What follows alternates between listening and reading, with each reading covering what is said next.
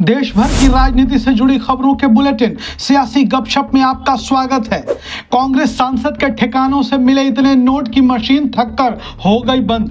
कांग्रेस के राज्यसभा सांसद धीरज साहू और उनके करीबियों के ठिकानों पर आयकर विभाग की छापेमारी में 200 करोड़ रुपए से ज्यादा कैश बरामद किए गए हैं। गौरतलब है कि छापेमारी में 9 अलमारियां नोटों से भरी पाई गई और नोटों को गिनने के लिए मशीनें मंगवानी पड़ी। मीडिया रिपोर्ट्स के अनुसार 200 करोड़ रुपए की गिनती हो चुकी है और अभी भी नोटों की गिनती चल रही है। ऐसे में जब्त रकम अभी और बढ़ सकती है। बता दें कि धीरज साहू कांग्रेस के राज्यसभा सांसद हैं झारखंड से और एक बड़े उद्योगपति हैं। शराब बनाने वाली company Baldev Sahu and group of company से जुड़े हुए हैं। आयकर विभाग ने ग्रुप के झारखंड, ओडिशा और बंगाल के 10 ठिकानों पर छापेमारी की। आयकर विभाग ने बलदेव साहू कंपनी के बोलांगीर स्थित कार्यालय से 30 किलोमीटर दूर सतपुड़ा ऑफिस में छापेमारी में 200 करोड़ रुपए नकद बरामद किए हैं। मीडिया रिपोर्ट्स के अनुसार नोटों के बंडल ऑफिस की 9 अलमारियों में भरे हुए थे। नोट 500, 200 और 100 रुपए की गड्डियों में रखे गए थे। इतनी बड़ी संख्या में कैश मिलने के बाद आयकर विभाग की टीम ने मशीनों से नोट गिनकर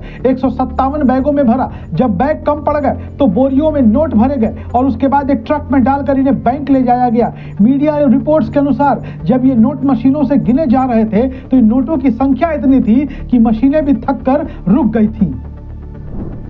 लोकसभा से निकाली गई महुआ मोइत्रा पैसे लेकर सवाल पूछने के मामले में छिनी सांसदी। महुआ मोइत्रा अब सांसद नहीं रही। उन्हें अनैतिक आचरण का दोषी पाए जाने के बाद उन्हें लोकसभा से निकाल दिया गया। पैसे लेकर सवाल पूछने के मामले में आचार समिति ने महुआ मोइत्रा को दोषी पाया और उनकी लोकसभा सदस्यता समाप्त करने की सिफारिश की। बीजेपी सांसद विनोद सोनकर की अध्यक्षता वाली एथिक्स कमेटी की रिपोर्ट को लोकसभा के पटल पर रखा गया और उस पर चर्चा हुई। लोकसभा अध्यक्ष ओम बिरला ने चर्चा के बाद सदन के सामने रखे प्रस्ताव पर सदस्यों से राय मांगी कि वो मोइत्रा की सदस्यता खत्म करने के पक्ष में है या विरोध में। फिर महुआ मोइत्रा की लोकसभा सदस्यता खत्म करने का फैसला ध्वनि मत से पारित हो गया। छत्तीसगढ़ हार की समीक्षा में जुटी कांग्रेस। बघेल, बैज, शैलजा बताएंगे वजह। लोकसभा में ज्यादा सीटें जीतने के प्लानिंग पर हो रही है चर्चा। छत्तीसगढ़ में मिली बड़ी हार के बाद दिल्ली में कांग्रेस की समीक्षा बैठक चल रही है। जानकारी के मुताबिक बैठक में कांग्रेस अध्यक्ष मल्लिकार्जुन खड़गे, महासचिव केसी वेणुगोपाल और राहुल गांधी हार की समीक्षा करेंगे। इस दौरान प्रदेश अध्यक्ष दीपक बैज, प्रदेश प्रभारी कुमारी शैलजा, भूपेश बघेल, टीएस सिंहदेव और चरणदास महंत भी मौजूद होंगे। बैठक में छत्तीसगढ़ में हालात को लेकर विधानसभावार विधायकों के हारने की वजह क्या रही, डिप्टी सीएम टीएस सिंहदेव समेत मंत्रियों के हारने का क्या कारण रहा, इन विषयों पर चर्चा होगी। इस दौरान नेता प्रतिपक्ष के नाम पर भी चर्चा हो सकती है। सूत्रों के मुताबिक कांग्रेस पार्टी में संगठन के स्तर पर बदलाव लोकसभा चुनाव के बाद होंगे। देश में अप्रैल मई में लोकसभा के चुनाव प्रस्तावित हैं। छत्तीसगढ़ में लोकसभा की कुल 11 सीटें हैं। 11 में से 9 सीटें बीजेपी के पास हैं, तो वहीं बस्तर और कोरबा लोकसभा सीट कांग्रेस के पास है। फिलहाल कांग्रेस की कोशिश छत्तीसगढ़ में इन सीटों की संख्या बढ़ाने को लेकर है। सूत्रों ने बताया कि लोकसभा चुनाव के लिए महंगाई और बेरोजगारी को मुद्दा बनाकर जनता तक ले जाने की तैयारी कांग्रेस कर रही है। इसके साथ बूथवार ट्रेनिंग सेशन भी कांग्रेस का शुरू होगा। ज्यादा से ज्यादा सीटों पर कांग्रेस मजबूत हो, इसके लिए अलग अलग अभियान भी चलाए जाएंगे। कांग्रेस ने ओवैसी को दिया इलेक्शन गिफ्ट। कांग्रेस और असदुद्दीन ओवैसी की पार्टी एआईएमआईएम के बीच तेलंगाना में चुनाव प्रचार के दौरान हुई तकरार अब खत्म होती हुई दिखाई दे रही है।